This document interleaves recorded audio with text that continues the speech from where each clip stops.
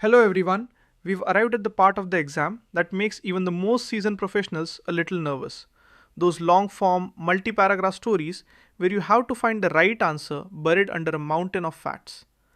This brings us to scenario based item analysis, which is formally defined as the cognitive process of decomposing a complex narrative into its constituent legal, technical, and ethical components to identify the primary problem and the most compliant solution.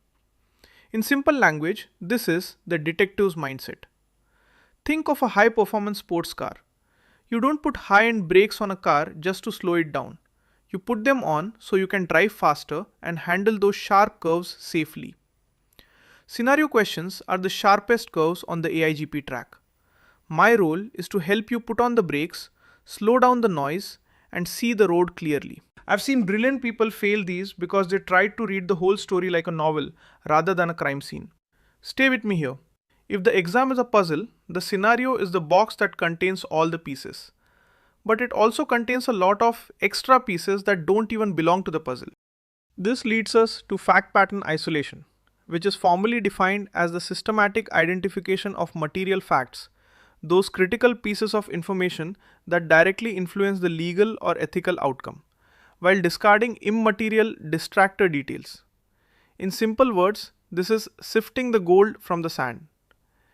Imagine you are reading a recipe for a cake, but the author spends 3 pages talking about their grandmother's favorite cat. The cat is nice, but it doesn't help you bake the cake. In the long form IAPP case, they might tell you the name of the CEO, the color of the office walls, and the fact that the company was founded in 1994. None of that matters. You've probably seen this at the office when a colleague sends a 5-paragraph email that could have been one sentence. I once worked with a student who spent 5 minutes trying to remember if company X was a real company from the news, not realizing the name was totally made up. Let's break this down together. By sifting the sand, we aren't being rude to the story. We are ensuring we aren't gambling with our limited time. Once you have the gold, you need to find out exactly what the STEM is asking you to do with it, which brings us to STEM identification and the call of the question.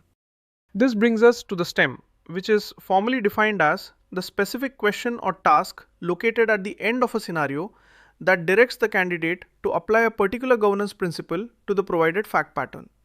In simple language, this is the direct command.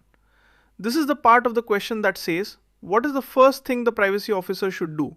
Or, which regulation is most likely to be violated? I've learned that AI governance is full of good ideas, but the exam wants the best idea for that specific moment. You've probably seen this in daily life when someone tells you a long story and then finally asks, so, can I borrow $20? The whole story was just a lead up to that one command. I remember a candidate who answered a question perfectly based on ethics, but the STEM specifically asked what the legal requirement was. They got it wrong because they didn't listen to the command. Stay with me here. A culture of trust is built on answering the question you were actually asked. This leads us to distractor analysis, which is formally defined as the evaluation of incorrect response options that are designed to appear plausible to a candidate who lacks a full mastery of the subject matter. In simple terms, this is spotting the liars. These are the answers that sound really smart and professional but are actually legally wrong or completely irrelevant to the story you just read. You've probably seen this at the office when someone uses big words like synergy or blockchain just to sound important, even though they aren't helping. In the AIGP exam, a distractor might be a real law like GDPR, but it's the wrong law for the situation described in the scenario. The most expensive mistakes I've ever seen were when people picked an answer because it sounded like something a good person would do, even though it wasn't what the law required. Let's break this down together. A good boss says, don't be fooled by the suit, and we are going to strip those distractors of their fancy suits. This brings us to comparative option evaluation, which is formally defined as the process of weighing 2 or more potentially correct answers against the specific constraints of the scenario to determine which one fulfills the highest or most immediate requirement. In simple language, this is the narrow path. Often you will find 2 answers that are both true, but one of them is more right for the specific problem at hand. I remember a case where the question asked for the immediate next step. Option A was to run a full audit, which is good, and option B was to stop the data processing, which is faster. Option B was the narrow path because it addressed the immediate risk. Stay with me here. A nutrition label for a good answer is that it solves the problem now.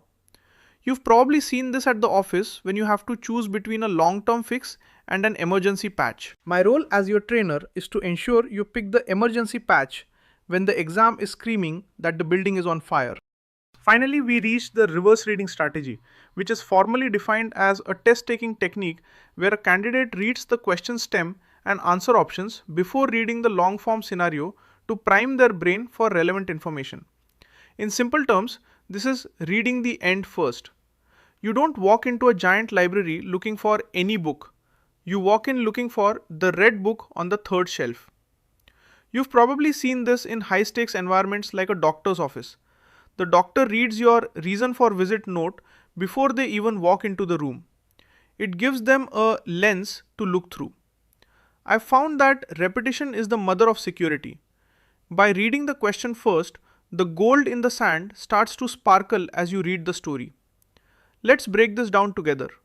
We make sure the AIGP detective isn't a lone wolf wandering through the text, but a pro who knows exactly what evidence they need to win the case.